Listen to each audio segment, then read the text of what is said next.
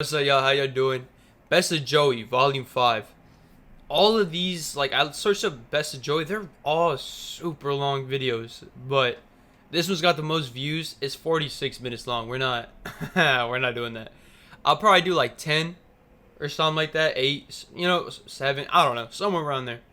And then if y'all rock with it, just either leave a comment or like the video, and then I'll know that y'all rock with these. And we can keep them pushing. Alright, cool. Hope you're having a good day. Experience. I just, Your dad was someone I don't hear shit. Oh my. I hate myself. Like, it's so stupid. The Joe There we Rogan go. Experience. Jesus Christ. You know, your dad was someone I told Sam, not Sam Tripoli, the other guy, Steve Simone. I go, you see that girl? How old are you now? 48, whatever. I'm 53. You're never going to see that ever again. But you ever see like a nice looking couple now? Like he's 26 and she's 22 and they're both beautiful. She got perky little tits. She's banging. Her legs are suntan. And you're thinking to yourself, this little young savage must be going home tearing that pussy up. And you think back to your little 26-year-old. What? You take him home and rub him down and give him a good stab. And you come like 3 times, the whole fucking thing. That never happens no more. Like at this age, you look at that and go, that'll never happen. You would think of that? What? Yeah. Yeah. The other day, all these guys were I'm going, look at it. Look at it. That's what That will motherfuckers be never thinking at happen 50. again in my world, ever. I will never see a woman naked like that ever again. It's like you were saying. You ever go to people's houses? That's crazy. And they talk and then they say shit for 20 minutes? It's like by Studio City where I live. Go to that coffee shop from time to time. You know what they were saying in there? What? The day after the Vegas shooter? The Vegas shooter was Sunday night. Do you know what these idiots were saying in there on Monday? What? That this had to do with women's rights and the abortions, and they just talk. This new breed of Gentiles, they just talk. That's all they do, is talk with big words to impress you. But they don't say shit. They don't say shit. Oh god, motherfuckers saying a lot but don't 3 say or 4 shit. big words to let you know they're smart, and then they didn't say nothing. Well, there's a lot of repeating narratives, right? Oh yeah, every time the new show I'm gonna do, I'm buying one of those little tape recorders, and I'm putting them under these 6 fucking morons every day. Then at night I'm gonna do a show about what they discussed, because this is 60% of America. What these fucking people are talking about. This is the idiots. The shit that comes out of their mouth is amazing, and you sit there and go, no wonder fucking ISIS wants to shoot us. Listen to these fucking dummies. Listen to what's coming out of their mouth. Women's rights? That's what they were talking about then. Well, what was their argument? They were saying that the guy, Bro, their argument shot is everybody. Their argument is That motherfucker shot everybody. trying to be smarter than everybody. It's just 6 people trying to outwit each other. It's like when you go to those fucking dinner parties you talk about. And by the time they serve the salad, you want to put a gun in your fucking mouth. Why am I even fucking here? Hear the giggle? Stopped at Burger King and had a better fucking time. That's why I don't go to those dinner parties, because there's 8 people talk. And once politics comes up, you lose me, Joe Rogan. I don't want to hear about it no more. You lose me.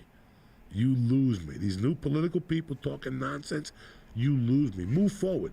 Either impeach them, get a new one, or shut the fuck up. I can't. You ever put the news on anymore? Well, it's definitely First 20 minutes. on you. He didn't send the check. He called her.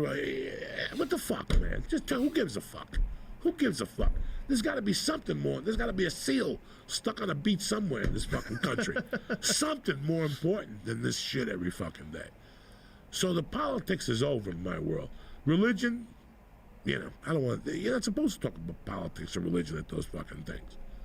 But this new breed of Gentile, they just talk for the sense of talking, to see who's the smartest person in the room, and at the end of the day, They're all a stupid. bunch of dumb fucks anyway. I'm 54 years old. That always makes me laugh, Tom Segura. That's why when people say to me, It says it for I government." love thought-provoking comedy.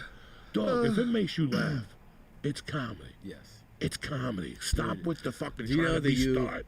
you almost hospitalized me one time from laughing so hard? Like, I don't know if you remember this. I'm serious. I don't even know if I could tell it.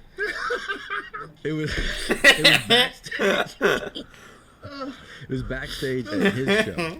We were somewhere, and you were like, "How's the wife?"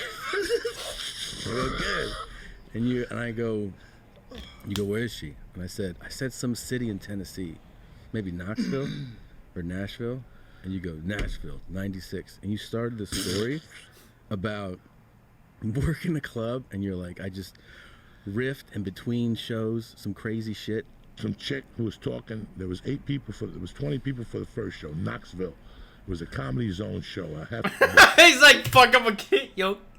Have the motherfuckers on speed down. This shit might not go well. Knoxville's a great little fucking town. Like a cute little Tennessee town. Is it? It's like hip. It's a football, like a college town. So I get there on Friday night, Joe Rogan. I'm headlining. I got 38 minutes. I just moved to LA and I signed with Creative Management and they booked those rooms.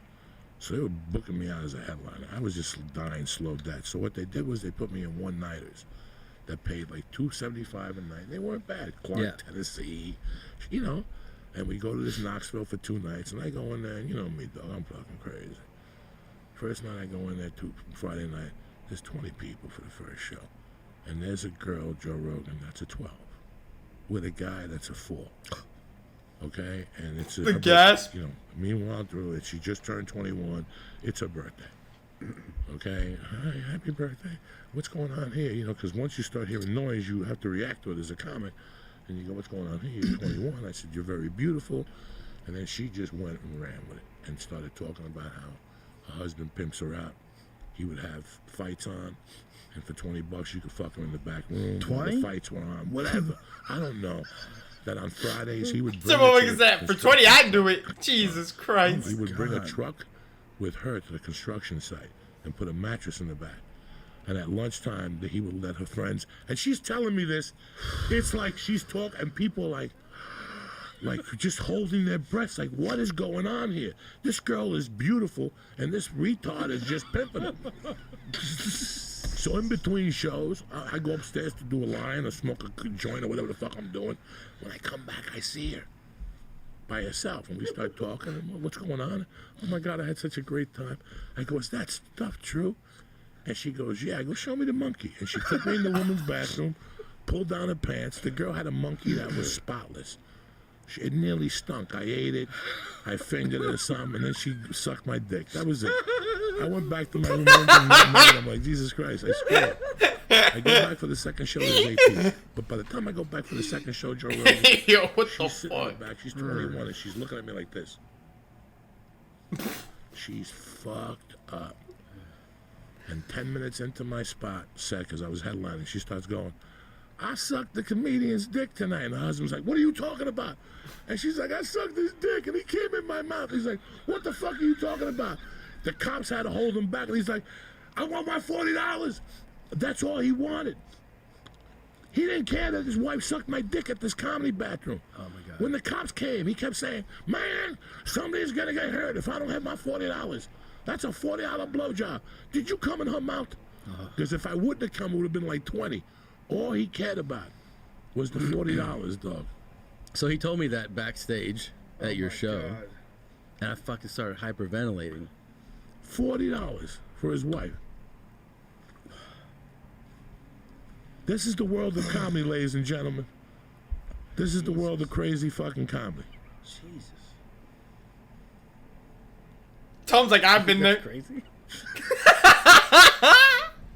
In this video, I'm going to show That's you crazy. how I made over $6 million What in the- under 2 years. Bro, shut.